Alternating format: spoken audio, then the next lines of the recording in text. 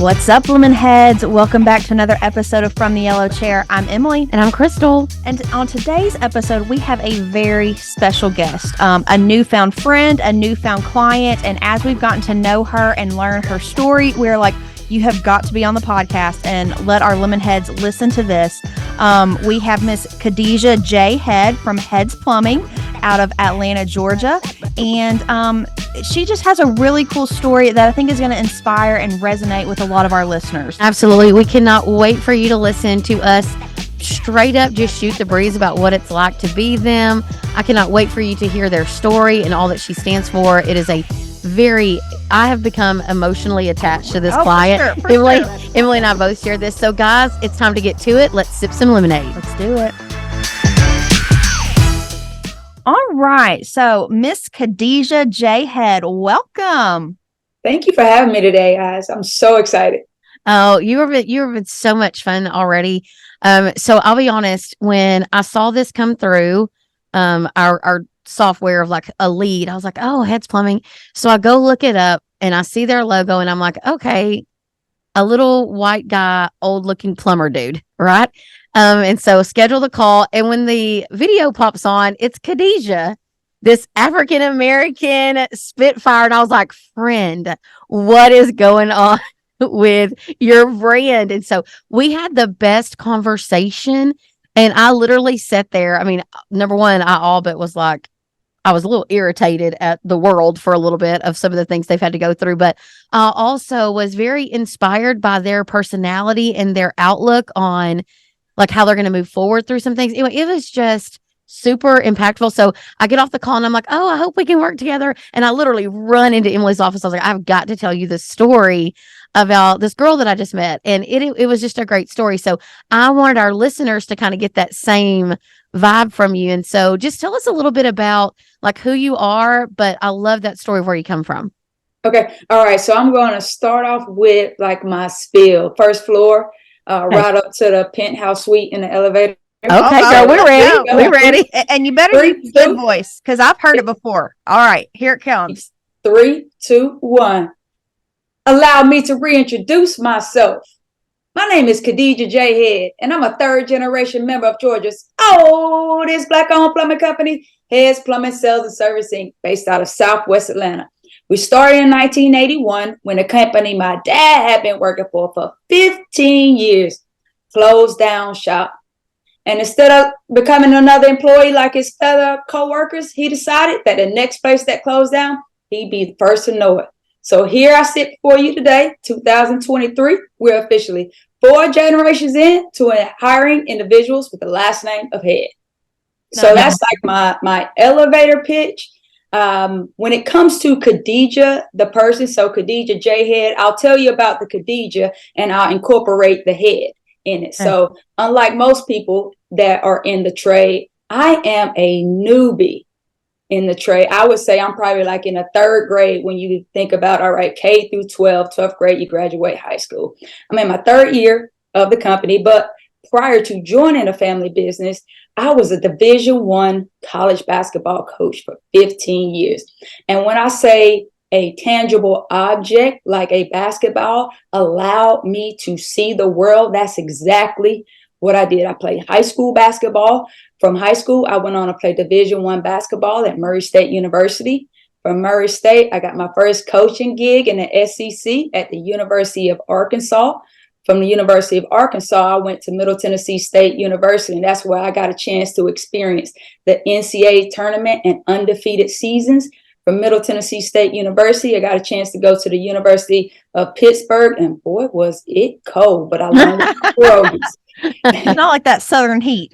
No, not at all. Not at all. They could tell by the way I talk and the way I drive in the winter, they knew I was not from at all. And after University of Pittsburgh, I came back home to Kennesaw State University, and that is when I had a huge pivot point in my life. I spent my last couple of years at Kennesaw State University, and the onset of COVID, it allowed myself, like many others, time and space to think, to reflect, and really identify what's most important in your life. And it also created the opportunity for me to really get ingrained with the family business.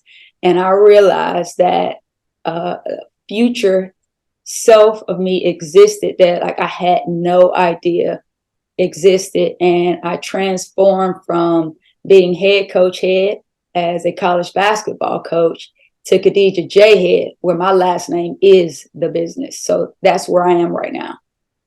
Awesome. Yes. Well, so I knew that you had I love your personality, your drive. And I think like literally coaching is so applicable to the home service trade, especially when your family's name is on the business and you're trying to literally coach people on how the company can make money and how we're going to, gain recognition in the marketplace and things like that. But I loved the story that you personally had.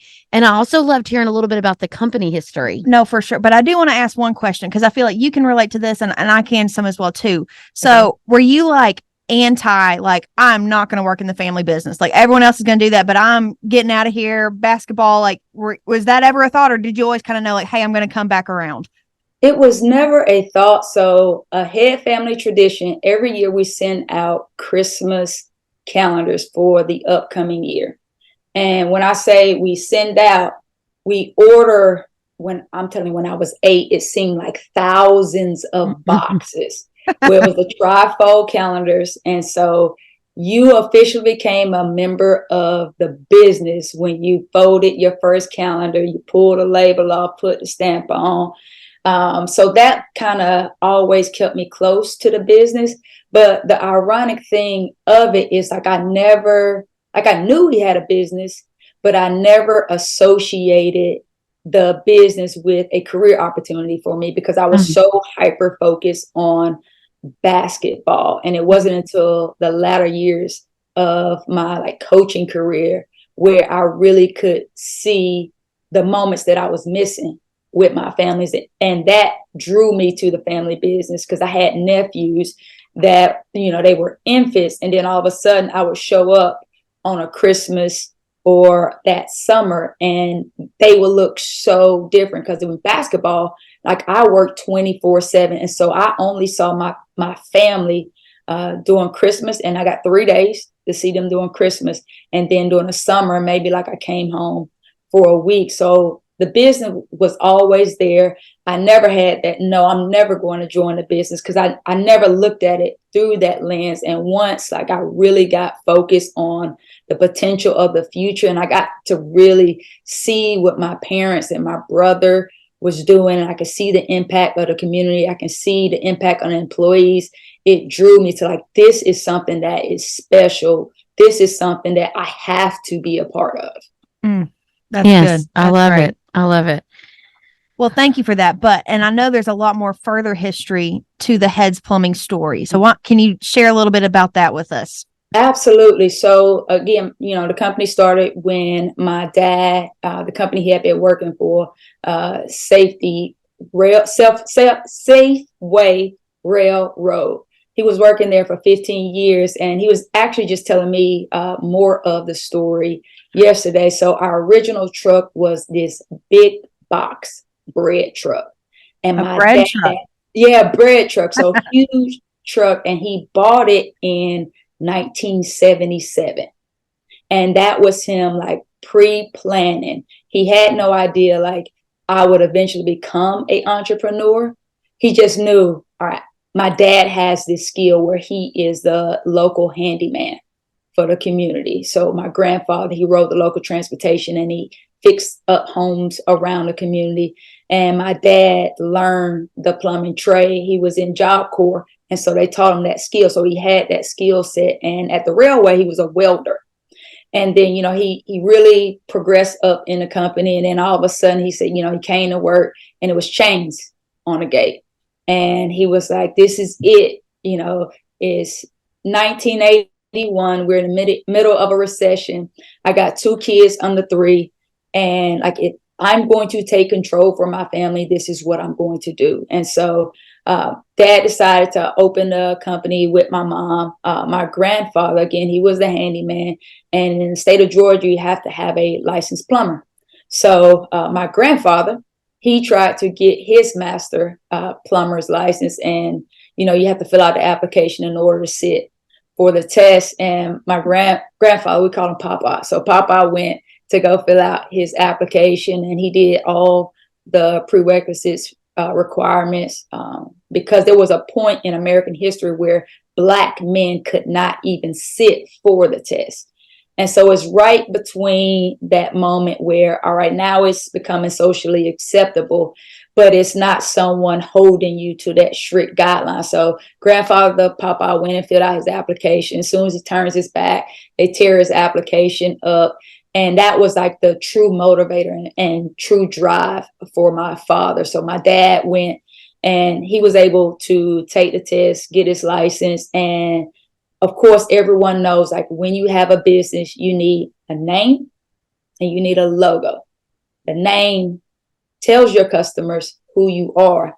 The logo tells them who you are when you aren't in the room. So prior to them calling you, they go, all right, let me base off of your logo. Who am I going to welcome into my home? Again, this is in the 80s, and we're in the civil rights, Atlanta, Georgia. My parents are baby boomers. They grew up through the civil rights movement. So there is this certain stigma of who a plumber is and what a plumber looked like. My grandfather and dad, they had the skill set. They just had to get into the door. So we decided to be rather clever, if I may say so myself. Mm-hmm. So my dad hand drew our logo, and it started like as a outline. So there was no ethnicity. Mm-hmm. It was just like this stencil figure. And so it kind of let us behind the scenes, individuals that wouldn't typically want a Black plumber in their home. They just knew they needed a plumber. And by the time we showed up, they let us in the door, and then they saw our quality of work. So that was the foundation of us building our customer base, is not really promoting who we are, rather than, all right, here's a generic idea of who your plumber is. And once we got there, it was either, hey, I'm going to welcome you in, or, you know what? No, thank you. Yeah. When she was telling me this story, I was like, this is sad. But then I thought, at the end of the day, they had a business to run. Mm-hmm. And they did everything they could to remove any barriers of entry for themselves into homes. Mm-hmm. And but then and there, we decided this shall not be how we continue. Oh, man.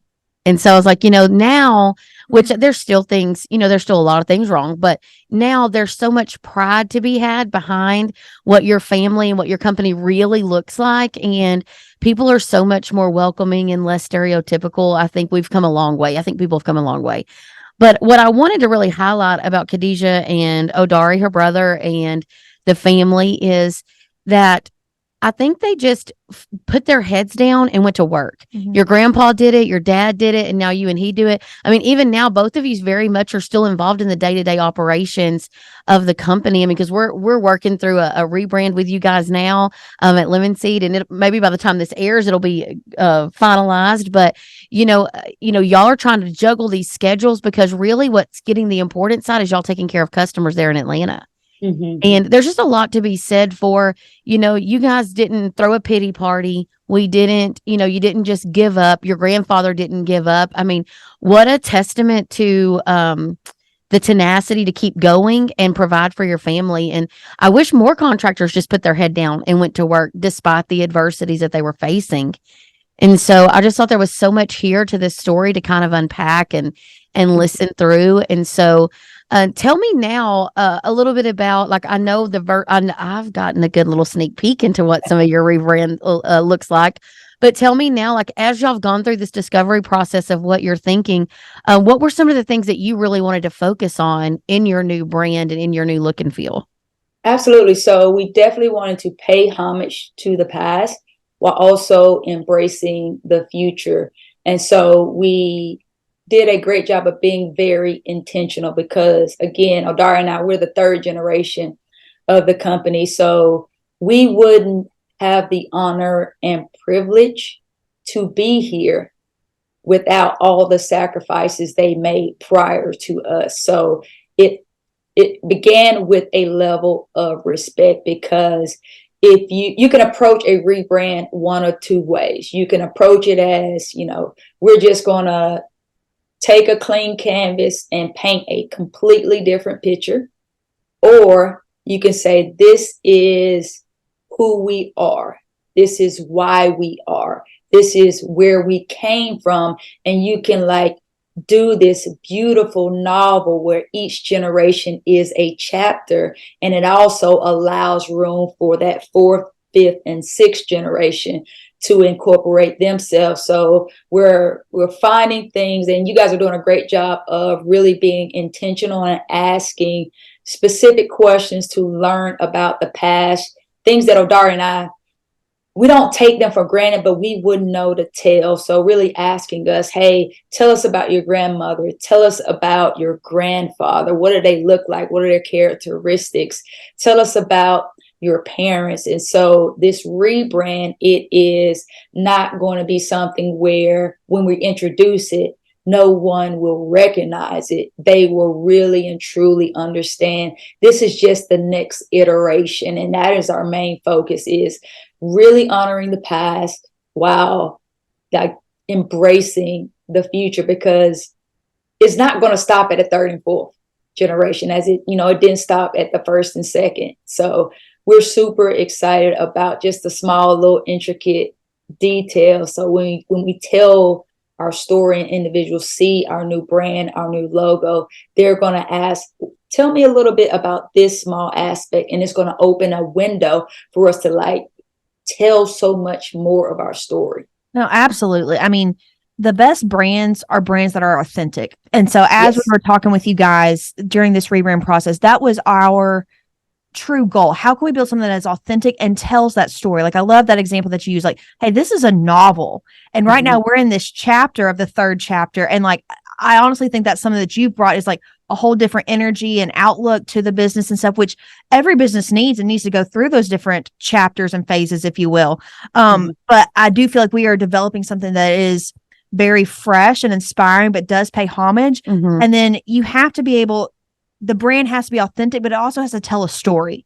And so I do think there are some little nuggets and interesting things in there that's going to open up that story, because you have to win their heart before you can win their pocketbook. And so you have to be telling that story and have some kind of emotional connection that they can remember and resonate with. Absolutely. Yeah. And also the devil's in the details, and so is the Lord, as I say, because the details really are what separates companies, right? So it isn't just that we have this black plumber on the side of your vans, right? That was never the intentional piece behind it. It was more about incorporating the true story and how you can weave in these different aspects of things. And really, when people interact and engage with your brand, what you want them to do is leave feeling like they understand what they just did business with. And a lot of contractors are like, they just gonna call who's the cheapest and things like that. And there's some truth to that. But what happens is you start developing a true following and a true loyalty from people because they love just who you guys are. Y'all are good people. You're a good family. You've got a good story, and you do represent an underserved market where people want to celebrate the fact that y'all are a black owned business. And people want to celebrate those things, and there's a classy way to tell those stories, and there's this tragic way to tell the stories. And so I just wanted to really bring light to the fact that this was such a good way of marrying all of these details together to do that. So you mentioned earlier, and one of the things that Khadija said on her first conversation with me, we always talk about mass media. What do you have? And she's like, well, I have my nephews on this big gigantic billboard. Yes. And I love it. And people talk to you about those, oh, well, and she even said, now listen, they've grown up since that billboard, we need to update. And I'm like, well, babies don't keep, right? And these are grown men, or I say grown men, I'm sorry, they're teenage men, young men, I should say. But I just think already people are making that visual connection to the company just because you've got your own family, number one, up on the board in a way that is celebrated, but also it's showing this genuineness of oh my gosh, look at these young men, because I don't know. There's just a lot to be said for longevity for your family and like building a legacy, which is what you guys are doing. Absolutely. Only 8% of plumbing companies in America are Black owned. So, yes, we are well known in the Metro Atlanta community, but that is not our finish line. Right. That's Our right. goal with this rebrand, like I want homeowners in California, when they see our logo, wherever they may see it, maybe we just we just come on their Instagram feed through the algorithm or through Facebook. Like when they see this rebrand, they're going to know that's Heads Plumbing out of Atlanta, Georgia. We're not in this box of we're just Atlanta's plumber. We are going to be on the forefront. And I'm a firm believer of you speak into existence the things that you want, need, and desire. Our brand, Heads Plumbing Sales and Service Inc., we're Georgia's oldest Black-owned plumbing company, but we're going to be the change makers that inspire African Americans all through America to become plumbers because we reflect what we see. And with only 8%, a lot of individuals, they don't get to see a Black plumber. That's right. The majority of technicians that come to work with us, they say, hey, I have only been the only Black plumber at a plumbing company I've worked at, or I've never worked alongside a Black plumber, or I've never had a plumber that's Black, that's my boss, let alone own the company. So we're really challenging and changing the status quo. And the more we can put our company out in the forefront and let individuals know through different time zones that, yes, we do exist and you too can be like us. Yes, yes. And letting people see, like, you know, letting African American kids see the opportunity. And, you know, and again, I want to be very, very clear about this one thing. I don't think that you're just hanging your hat on being the first, you know, Black-owned plumber. I think it's about utilizing what makes y'all, what makes y'all you, right? So Absolutely. what makes you guys you, and that is such an intricate, I should say as well, part of your story. And so that's why there's no shame in telling this game. There's no reason that we wouldn't want to highlight this as a part of your brand. But then when people are engaging with it, whether it's through, you know, platforms, because you guys are big Service Titan advocates, you guys are active with marketing. I mean, and thankfully you've chosen Lemon Seed to work with. But as we start talking about you guys and other people, I love that you guys want to be this inspiring people to look at, like, look what we did. And it's just from hard work. Well, like nobody gave y'all anything, I don't think. Absolutely. You know? No, not at all. You know, somebody gave us our last name. That's about it. Everything else has been through blood, sweat, and tears. We like to think that we're your plumber's plumber. We're either going to come to an individual home because they thought they had a plumber at their home, or we're in that niche where the larger companies is not enough profit margin for them, but a guy in a truck with a cardboard sign, he can't handle that scope of work. We service our entire community. So when I say we service our entire community, we service the residential single family homes. When the rhinos have an issue at Zoo Atlanta, we're there. Georgia Tech, we're there. The King Birth Home, we're there. From Buckhead to Bankhead, Heads Plumbing, we're always there. No matter which way you flip the coin, Head always wins. That's right. That's so cute. Yes. Yes. Well, and one thing, like hearing your passion and your vision for transforming the industry. And, you know, I know one of the visions that Jared from McWilliams & Son as a plumber, and, you know, he's not African-American and doesn't have that, but he's like, I do want to elevate and change the status quo of the trades to where, like, you know, for a long time it was like the butt crack plumber, or like dumb, you know, but like this is really a skilled trade. And so, like, how to change that, like, ew, it's not nasty to shake a plumber's hand, or like I'm still a good, smart, hardworking professional, and that just happens to be my skill. And like plumbing is a real career and like has changed, you know, the sanitation of our country. And, you know, there's so much more to it. And so just changing that image and that vision. And I think you guys are, you know, definitely on the forefront of that and just trying to enhance the whole trade itself. I love that vision of yours. Absolutely. Absolutely. So if you had to tell me maybe something that you learned from coaching that you now have applied to the business. Absolutely. A couple of things. So I always thought that you grew out of the 18 to 22-year-old version of yourself, because for 15 years, that's all who I worked amongst. So I thought, all right, I get this person fresh out of high school. They're discovering who they are. So I'm dealing with them with their most integral moments of their life where they're truly out of their parents' homes and they're trying to find out, like, who will I be as an adult? And I begin to learn that the person you are between 18 to 22, you will stay that person the great majority of your life. And in that age demographic, and what I've been able to translate into with our technicians is, like, people want to know that you care.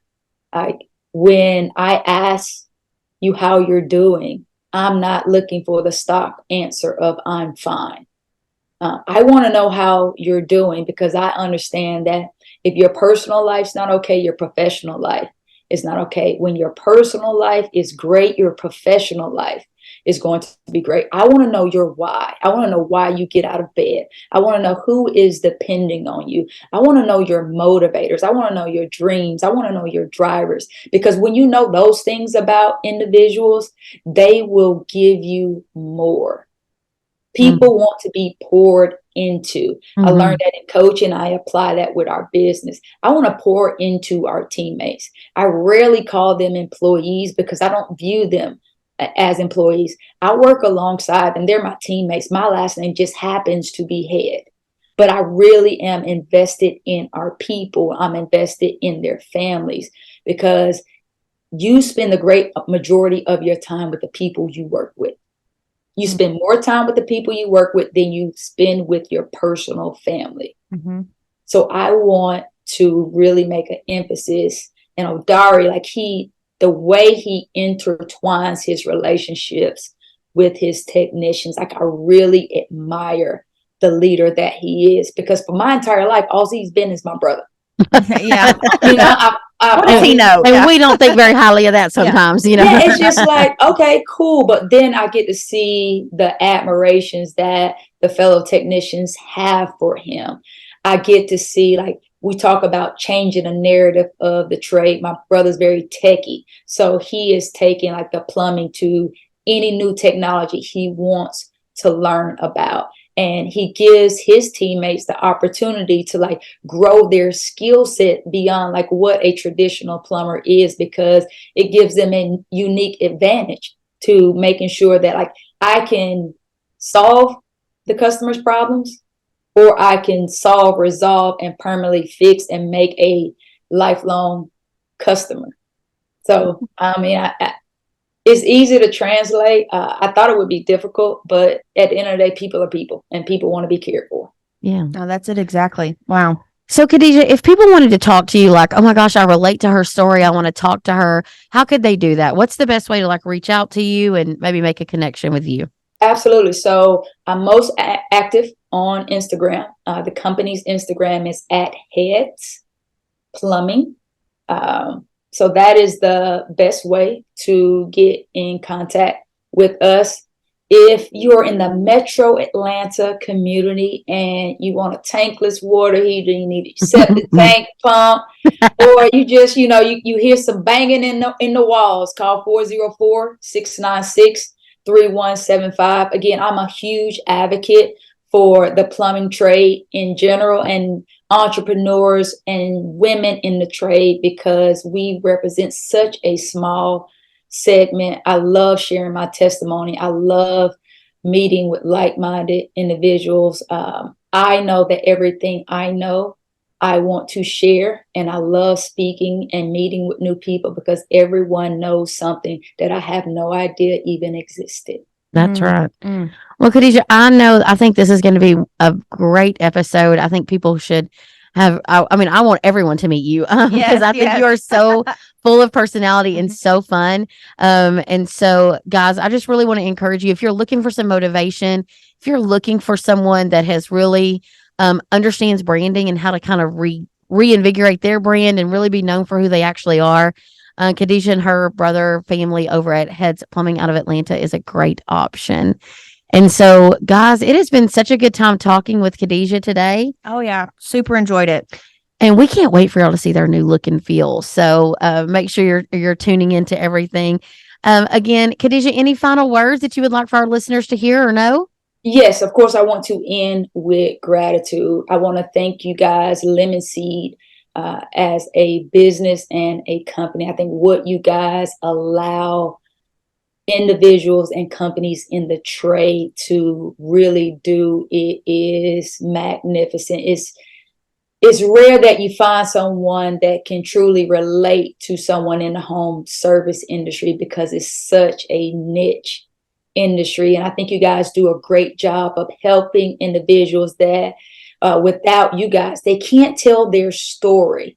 And without our story, we're nothing. So I really want to applaud you guys. I think you guys are doing a great job. I think you guys are at the forefront of helping to change the narrative of the home service industry. So I truly appreciate you guys. Oh my gosh, you're so sweet. Thank you so much. Well, and again, you inspired Emily and I. I mean, I couldn't wait for her to meet you. And then after she met you, she came running there. She's like, oh my gosh, like, this is great. So we just love you guys on a personal level. We're so proud of all that you guys have been able to do.